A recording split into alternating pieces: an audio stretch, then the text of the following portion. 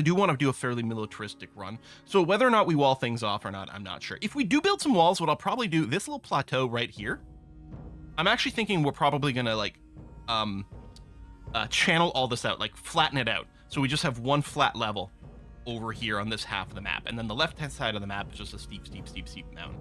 So if we flatten that out, we'll have a little bit easier place to build. Because we're only running on a 2x2 map instead of default 4x4, so things are quite tight. Then if we go down here, well, there's a little farming area, and we go down, we've got this ramp here so that later on wagons will be able to come down here and into our trade depot. Our entrance hallway does have a couple of drawbridges linked up to some levers, so we can go and close this all up. What we might do is mine out some areas on both sides here, or at least one side, and then carve in some arrow slits over here as well. That might be a good idea for some defenses.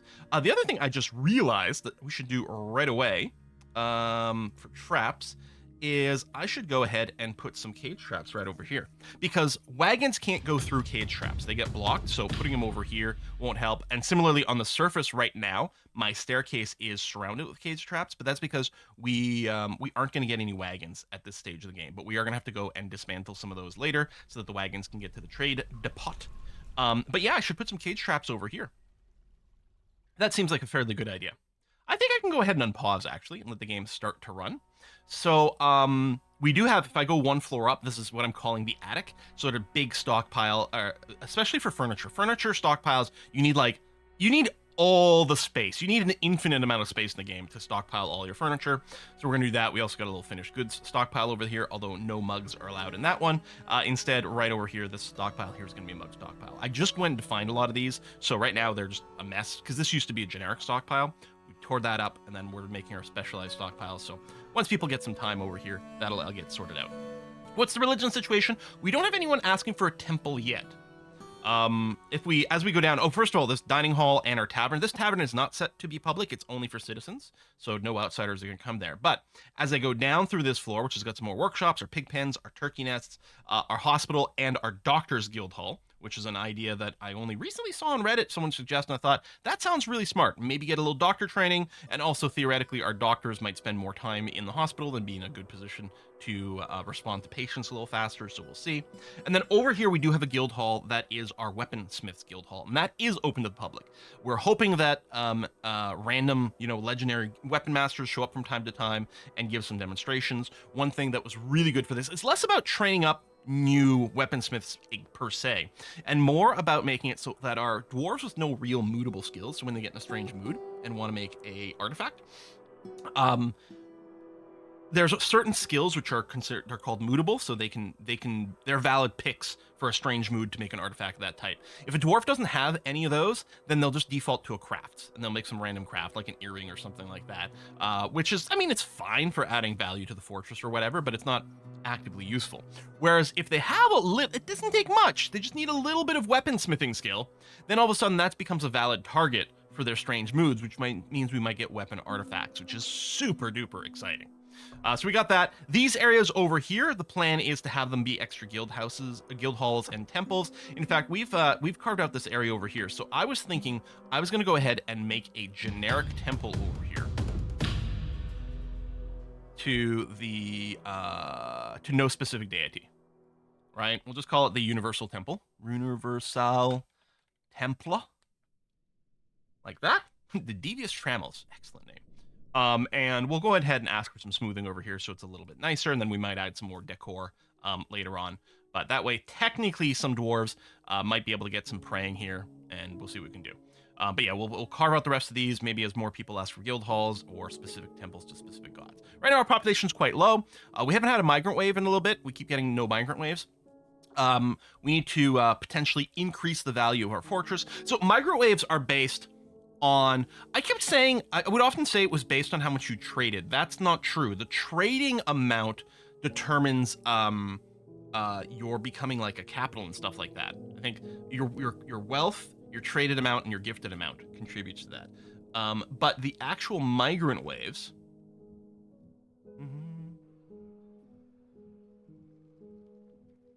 sorry, I'm just reading a response to something on Discord. Why is the public tavern near the entrance and the resident tavern lower into the base? We don't have a public tavern. I don't know, I'll check up on that afterwards. Right. But the migrant waves are actually just built based apparently on your created wealth. However, caravans do have to report it. For some reason, the caravans don't get back to the mountain home. They can't report on your wealth, which means you don't get credit for towards migrants. So I did want to clarify that. So hopefully, yeah, 18 pops a pretty good number. Although in practice, we need more dwarves to be able to make more tasks. One of the things I'm doing on this run is I'm hoping to go and conquer the world. Basically, so we're in a little pocket world. These little blue bits over here, these are dwarven settlements. This spot here is where we are. These little gray squares, I know it can be a little hard to see, but they're like the muddy puddles here. These are the goblin pits. And then over here, we have some human settlements. And I want to conquer all the non-dwarven sites. I want to make everything dwarf. So, because we have a limited population, we don't have much of a big military right now. We have a single squad, currently called the Oily Tails. Kind of funny, maybe we'll leave that name. Save game. With only currently 4 members in it, but they're starting to train. I think they're all considered to be recruits still. Money for Essentia, money for Essentia, money for Essentia. I'm in charge of all cave spiders. Is there a temple for spider worship? Pun time. What do you call 2 spiders who just got married? What? Newlyweds. Where do spiders play football? At Webley Stadium. What do you call 10 spiders on a tire? A spinning wheel. Cool, man. Those are terrible, and I love them so much. Thank you very much. Got some money for Essentia. The tip jar for Essentia going on. Thank you. Much appreciated. What are we, Lol Sworn Drow? Oh, man. See, we could do a whole Cool Man inspired BG3 run with all Drow party or something like that. Anyway, we've got 4 people in the squad. Currently, we've got Not That Obvious, KR Jax, Wild Wayfarer, and Quirky Plugs here. They're all just recruit level currently, but they're starting to get kitted out, and hopefully they can get some training happening and get quite buff. So as our population grows, we are, especially once we pass sort of a critical mass, I'm going to try to keep, like I kept saying, like 50% of our population in the military. I mean, that may or may not be required. If we have 3 or 4 really well-trained squads, I mean, that's gonna do most of what we need, but we'll see. And yeah, so we have 1 more level over here. Now, one of the things I want to do, currently we have 3 stoneworkers workshops over here, and we wanted lots of stoneworkers workshops to get kickstarted, but we can see quite clearly, actually, who's this? This is some name, 1, 2, 3, 4, 5, 6. So generic.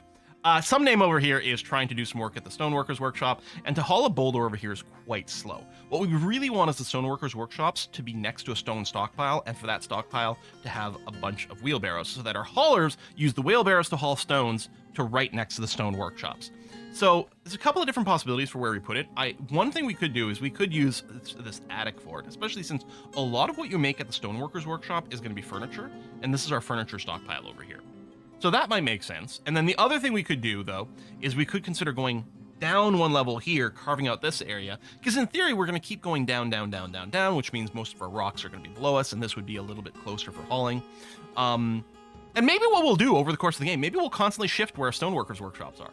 As we dig deeper, and there's a bunch more stone just lying in some deeper Z level, maybe we go ahead and just move all our stoneworkers workshops down there, over and over. It already tons of rock chunks in the attic. That's a good way to say it. What pun was the best in your opinion? I actually really liked the newlyweds. What do you call 2 spiders who just got married? Newlyweds? I feel like I haven't heard that one before. I thought it was very strong. We're going down, down, earlier round, and sugar, we're going down, swinging. See, the lyrics don't sound familiar to me, Essentia, but I'd be willing to bet it's probably a Taylor Swift lyric. But I don't know. I'm assuming they're lyrics because you got little music notes around them, but otherwise I'm not recognizing it. Oh yeah, over here too, they did this right before the stream started. I've reorganized a couple of our stockpiles here. So here's our metalsmith's forges where we're making like weapons and armor. Well, I mean, and other things. So I've got here a stockpile for metal furniture if we end up making any. I can't remember, I gotta check the attic actually, make sure that metal is not allowing stone but actually what I think I want to do is I think I want to block the metal. No, it doesn't matter. It doesn't matter. I want a metal furniture stockpile over here, mostly so that when these forgers complete their task, they just get hauled right next door, and that's fine. But I don't really care if metal furniture ends up being upstairs. It doesn't matter. But over here, I've got armor and another armor stockpile. This armor stockpile is set to only allow steel. Only steel goes there. And then this other stockpile over here for armor allows all armor that is not steel. So between these two, all the armor in a fortress should be in both of those. But the one on the right, the one that doesn't allow steel, I've got the DF hack thing set to automatically set these to melt. So in theory, any armor that gets delivered here will be melted down in our metalsmith's forges to get the raw material back. Because I really want to equip our armed forces in only steel armor because it is the best.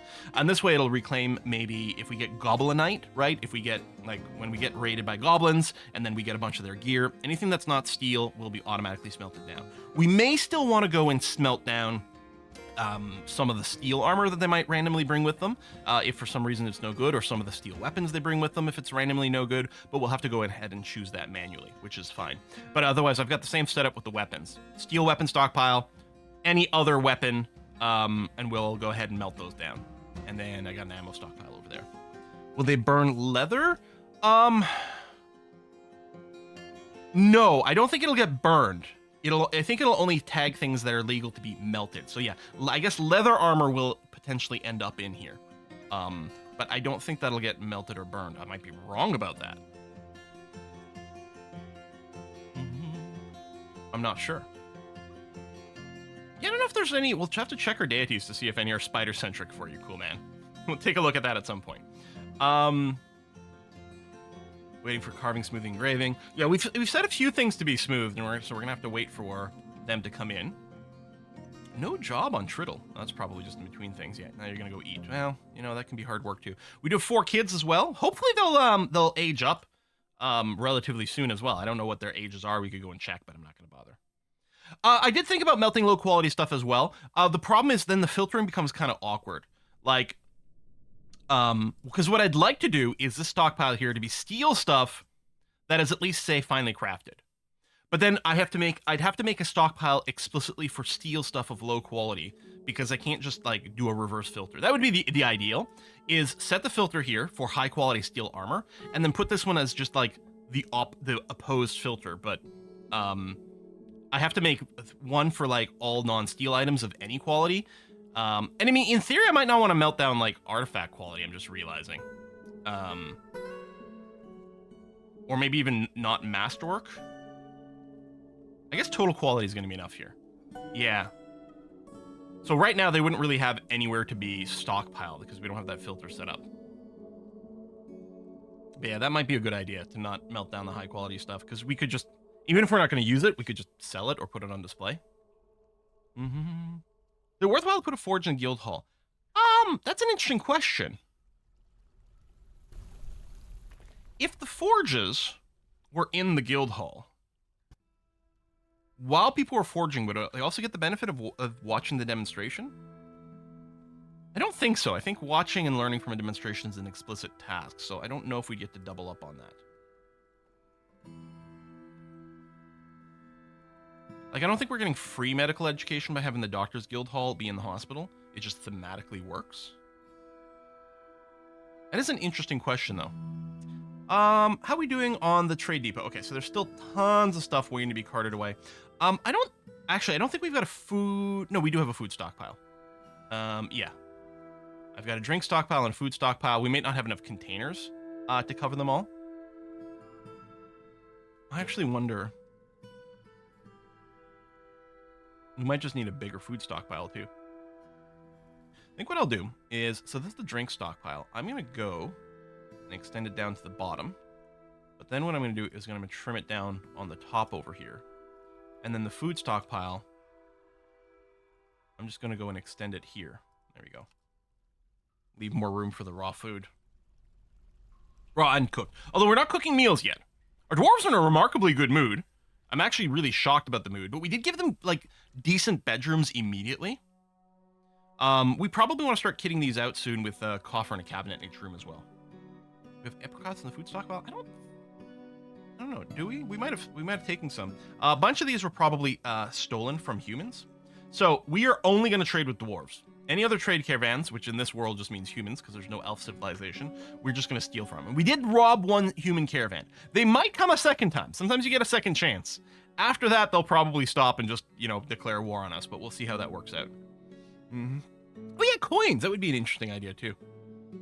We do have a lot of random metal. What we can do is keep stock of our bars over here. It'd be nice if there was an auto collapse. We could make platinum coins. Actually, we have a lot of native platinum. I think up here, that's magnetite, but this is native platinum over here. We could make platinum coins. Make uranium coins. I don't know if you can. I don't think you can use pitch blend. I think we need a mod to be able to extract uranium from pitch blend. Money printer goes burr. Exactly.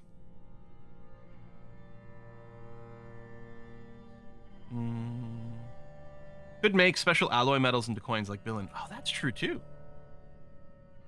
We could do it so that we do them every year, but we could just set up a task to just automatically if you've got any. 1 billion coin, exactly. What is billion anyway? I can never remember. I always look it up and then forget immediately. I don't know if we've got a wood stockpile, because we've got some random logs still sitting here from when this is a generic stockpile.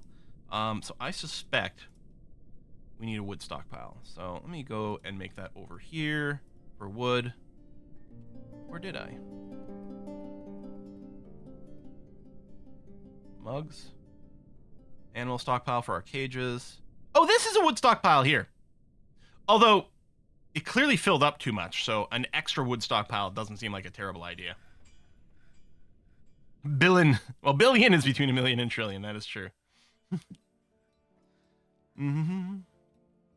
And yeah, one of the things that is quite unexpected to some people is that a billion does not have a consistent meaning everywhere. In some places, a billion is 1,000 million, and that's, you know, with sort of like UK, US, Canadian, English. That's what it is. 1,000 million is a billion. But in a lot of places, a billion is a million million.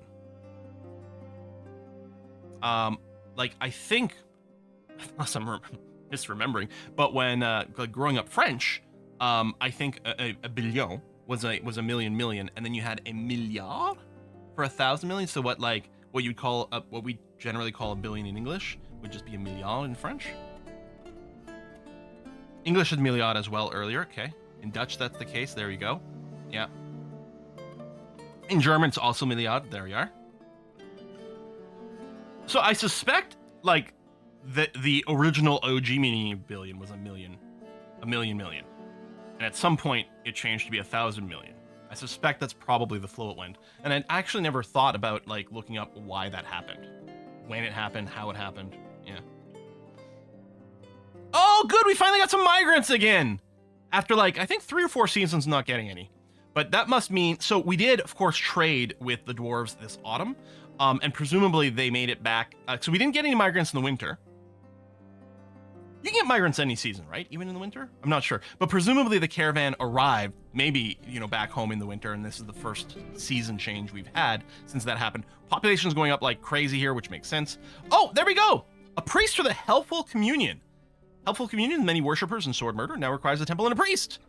All right, I will approve the request for the Helpful... Words are hard. Helpful Communion. I'm going to go and just build it here for now. It's a good chance we're going to move our temple complexes and stuff, especially as they go and ask for like fancier and fancier temples. We'll almost certainly have to make some changes along the way. But let's dig out this area and declare that. So we still have our generic sort of universal temple over here, and then we'll set one up here for the Helpful Communion. 17 at once. Oh my god, no, more than that! We got 22? Is it going to change anymore? So we're going from 18 to 40. We've more than doubled our population. Wow. Smooth this out. So let's make a new temple here. Meeting area, new temple. First of all, can't scroll this list. Maybe because it's a smaller world. It's probably based on the fact that it's a smaller world. There's not like a scrollable list of deities. Also, have they always highlighted in yellow the ones that have like enough worshippers to request a temple? I don't remember that before. I feel like we used to have to mouse over or try to remember the name. It is a small world after all. So the Helpful Communion, apparently we get 16 worshippers. They worship fortresses and war? How perfect! That's 100% the sanctum of shocking.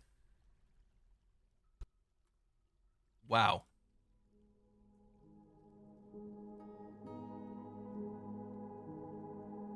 Oh, it gets cut off. Communio. Oh, it's a religious organization, not a god. That's the highlight, I think. Perhaps. Okay. Well, let's get that smoothed out, and then we'll probably have to slap a little bit of furniture in there as well, just to bring it up to the right valuation, but we'll see. All right, let's go and check out our assignments here for a pen and pasture. So we want only grazers. Yeah, there you go. So someone showed up with a Cavy pup, and they are a grazer, so they have to be assigned to our pasture over here. So we're going to go and do that so they don't start starving. And then the other thing we have to do is we have to go and issue the dig command for our bedrooms. So I think we had exactly 18, right? Yeah, we had these 12 plus those 6, so it was 18. This is going to bring us up to 24. Now, some of these people might be paired up. We don't need necessarily one bedroom for each dwarf, but we're going to at least dig out some more. I think what it's time to do is it's time to work on this level over here. So I'm going to go and put that as sort of a planning placeholder. Oops.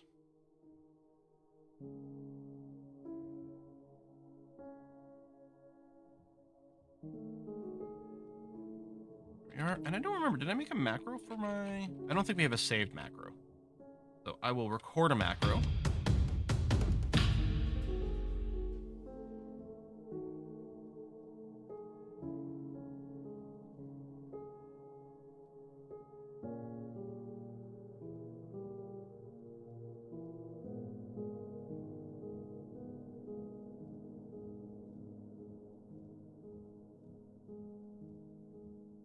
Stop, and then play. As a reminder, macros have been built into Dwarf Fortress since, like, forever. And, yeah, we can go ahead and dig all these out. 24. So that'll be 36 bedrooms for 40 dwarves, and some of them will be almost certainly sharing bedrooms at this point. So I suspect this will be sufficient. Worst case scenario, we get a couple of dwarves that decide to sleep on the floor. They won't be quite as pleased, but that should hopefully be okay. Need some platinum maces and warhammers for war? Do we? Platinum is dense, actually. It probably would make for good bludgeoning weapons. But we're still mostly going to optimize around a short sword over here. Oh, right, yeah, and we're slaughtering any animals that aren't pets, that don't match the few animals that we are keeping as breeding setups, will get slaughtered. We still have not had a successful birth of our turkeys over here. We haven't had any fertilized eggs yet. We do have a DF hack plugin to set up to automatically forbid fertilized eggs, so they won't be taken away. But so far, they've all been unfertilized eggs. We really need the male turkey over here to fertilize the female turkey. Now, this might be helped if we do manage to trade for some extra turkeys. And we have, I believe, requested explicitly for turkeys to be brought by our dwarven merchant friends. So we shall see. I'm just realizing this pen pasture, I should probably exclude the door because it's looking a little silly. Have them do that, so I'm just going to go ahead and erase the door tile so that they don't normally go into that. There you go. That one has been repastured because it had left. Now they shouldn't open and close the door anymore. Our pig count is increasing, and soon we will have a consistent source of meat and whatnots over there. Okay, let's take a look at this temple now that it's been smoothed. Okay, there's not enough value yet for it to be considered a temple, so it's going to need some decor.